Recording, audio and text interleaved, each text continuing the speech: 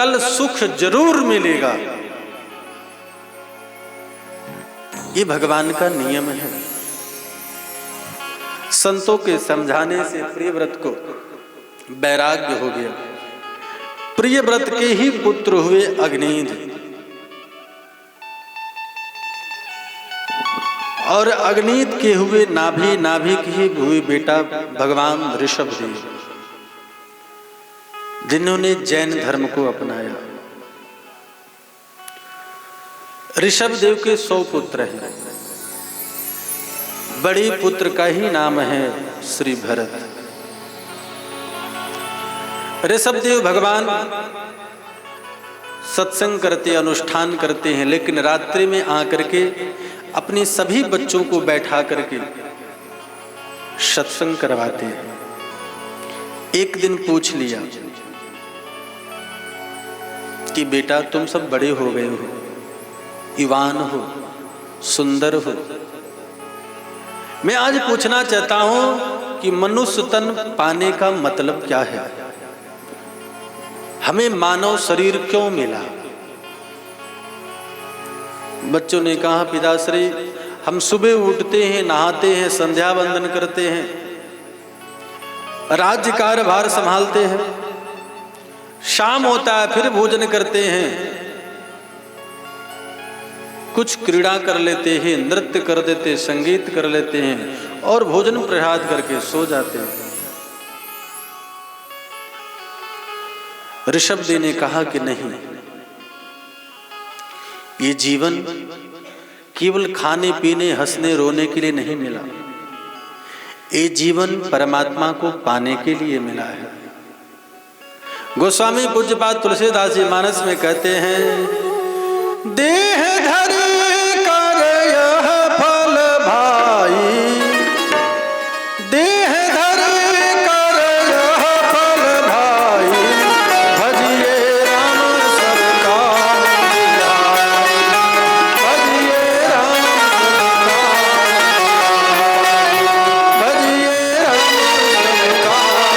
बिहारी, देह धरि कर यह फल भाई, भजिए राम सब काम बिहारी। मनुष्य तन पाने का एक ही पल है कि हम भगवान को मिलें,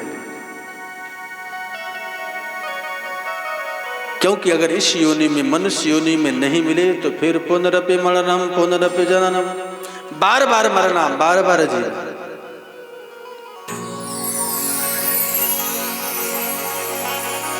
उपदेश दिया कि संतों का संग करो, महापुरुषों का संग करो, भगवत भजन करो। ये शरीर, ये तन भगवान के लिए मिला है।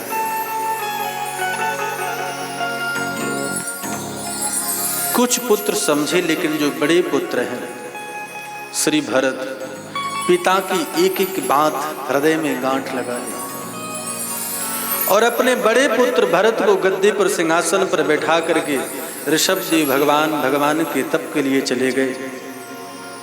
ऋषभदेव भगवान जहां जाते लोग आ जाते कि महाराज मेरे बहू का बेटा नहीं है, मेरा बेटा पढ़ता नहीं है, महाराज मैं घर वाले हमारी बात नहीं सुनते हैं।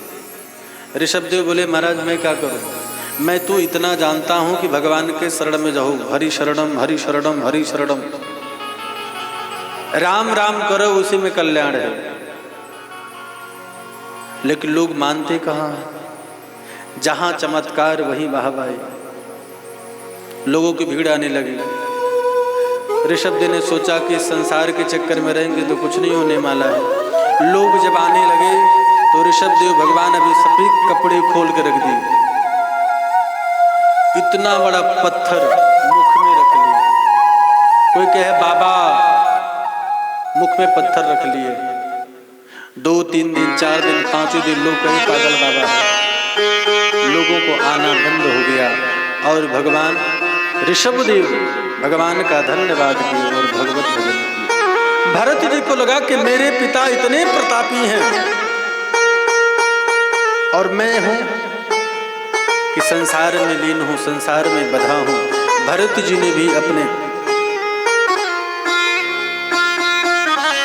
पुत्र भरत जी के पुत्र हुए सुमति को राजगद्दी पर बैठा करके और अपने चल दी। दामोदर कुंड नेपाल में है, गंडकी नदी। आप नेपाल जाओ, दामोदर कुंड पड़ता है गंडकी नदी में, जहां पर शाली भगवान प्रकट होते हैं। आप गंडकी नदी में जाओ, एक तुलसी का बिरवा जल में डालो, 10-15 मिनट के अंदर नीचे से शाली भगवान ऊपर आ जाते हैं। आज भी आप जाकर के देख सकते हैं। गंडकी नदी किनारे भगवान बैठे, भरत जी बैठ करके और भगवान के चरणों में मंत्र पाठ करने लगे। ओम नमो भगवते वासुदेवाय, ओम नमो भगवते वासुदेवाय। संकल्प किए कि दिन का 100 माला करूंगा। 100 माला करते रहे। उसके बाद गंडकी नदी में खड़े होकर के भगवान का भजन करने लगे। शास्त्र कहता है अगर पानी में हम खड़े होकर के भगवान का भजन करें, गायत्री का पाठ करें तो गायत्री मंत्र सिद्ध हो जाता है। पानी में अगर हम खड़े होकर के जप करें तो भरत जी पानी में खड़े होकर के जप करने लगे। एक दिन अचानक एक हिरणी पानी पी रही थी और पीछे से एक सिंह आया, शेर, जोर से हुंकार लगाया। वो हिरणी गर्भवती थी। सिंह से उसके डर से छलांग लगाई। गंडकी नदी तो पार करते करते उसका प्रसव बीच गंडकी नदी में हो गया। हिरणी तो मर गई, लेकिन वो छोटा सा नन्हा सा बालक हिरण पानी में बह रहा था। भरत जी का नेत्र खुला, मन में विचार किया कि नन्हा सा छोटा सा हिरण का बच्चा बह जाएगा, मौत हो जाएगी, और दौड़ करके पानी से निकाल करके बाहर लाए। भरत जी ने घास को से इकट्ठा किया, अग्नि की व्यवस्था किया, उसको सेका, कपड़े से उसे ढाका, दूध की व्यवस्था ला करके दूध पिलाए। संत हृदय नवनीत समाना।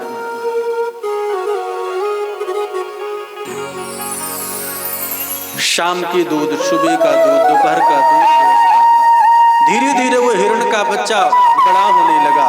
अब भरत जी उसी के लालन पालन में रह गए। आए थे हरिभजन को ओटन लगे कपाट।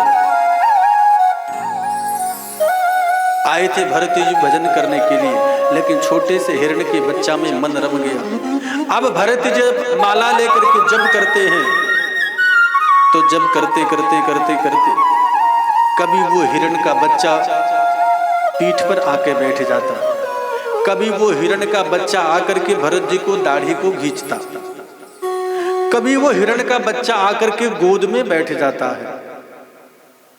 अगर भरत जी हिरण बच्चे को डांट लगा देते तो हिरण का बच्चा गुस्सा कर लेता, क्रोध में जाकर के दूर बैठ जाता है। फिर भरत जी जाकर उसको मनाते हैं।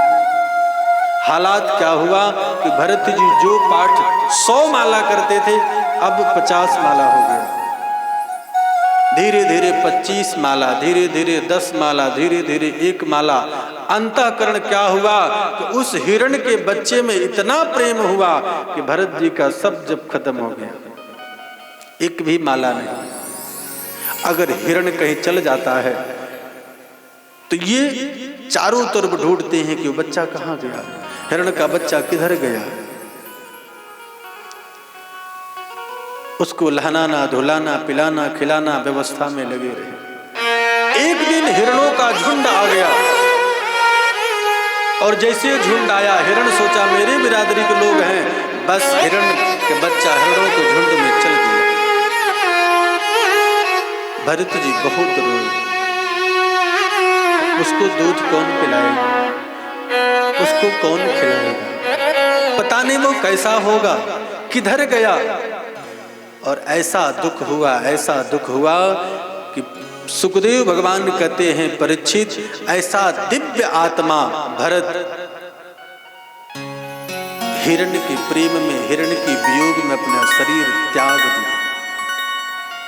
और परिणाम क्या हुआ कि अगले जन्म में भरत जी को हिरण बनना पड़ा। कहते हैं ना कि अंत भला तो सब भला,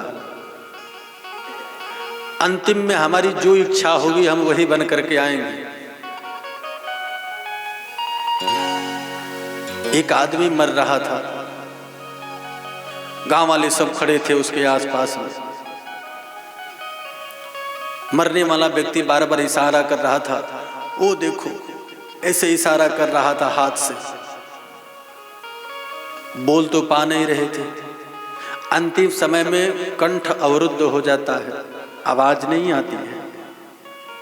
वो आदमी केवल इशारा कर रहा था।